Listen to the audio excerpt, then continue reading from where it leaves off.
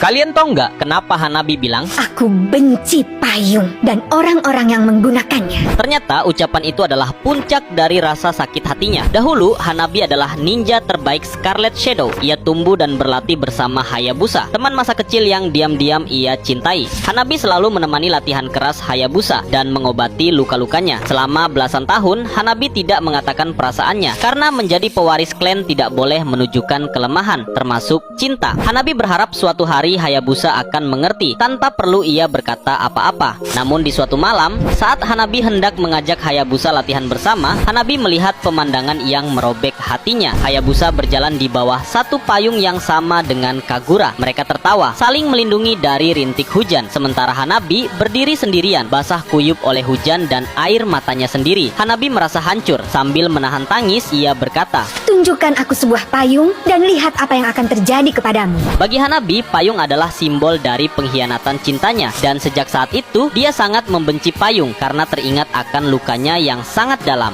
Kalian tahu nggak kenapa Layla bilang? Aku akan jadi cahaya yang menuntun kepulangan ayah. Ternyata ucapan itu punya kisah tragis di baliknya. Dahulu, orang tua Layla adalah ilmuwan jenius yang menciptakan sebuah meriam teknologi sebagai pelindung masa depan. Namun setelah Layla dilahirkan, ibunya wafat dalam tragedi yang menimpa kotanya demi melindungi Layla. Sejak saat itu, sang ayah merawat Layla sendirian, mengajarinya tentang rasi bintang dan ilmu pengetahuan sambil diam-diam menciptakan mesin ruang waktu untuk membawa istrinya kembali dari masa lalu. Saat mesin itu dinyalakan, terjadi ledakan besar yang menciptakan celah dimensi yang menarik sang ayah masuk ke dalamnya. Layla menggenggam tangan ayahnya, namun genggamannya terlepas. Melihat hal itu, Layla menjerit histeris. Sambil memegang meriam buatan orang tuanya, Layla berkata, Dengan cahaya pemandu ini, mungkin ayah bisa mendengar suaraku. kini Layla hidup sendirian, berkelana mencari ayahnya yang hilang, berharap setiap tembakan meriam yang ia arahkan ke langit bisa menembus dimensi lain dan menjadi pemandu untuk ayahnya pulang.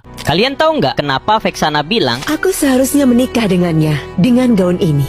ucapan itu ternyata punya kisah tragis di baliknya? Dahulu, Vexana adalah ratu paling cantik di Land of Dawn. Di hari ulang tahun pernikahannya, dia sudah menyiapkan gaun putih terindah. Namun, Elis datang dan meracuni pikiran suaminya, hingga sang raja pergi meninggalkannya dalam kehancuran. Saat istananya diserang dan rakyatnya dibantai, Vexana mulai kehilangan kewarasannya. Sambil membelai kain gaunnya yang mulai bersimbah darah, dia bilang, Ada kenangan yang tidak bisa dihapus oleh waktu. dia tidak rela kenangan indahnya berakhir jadi abu.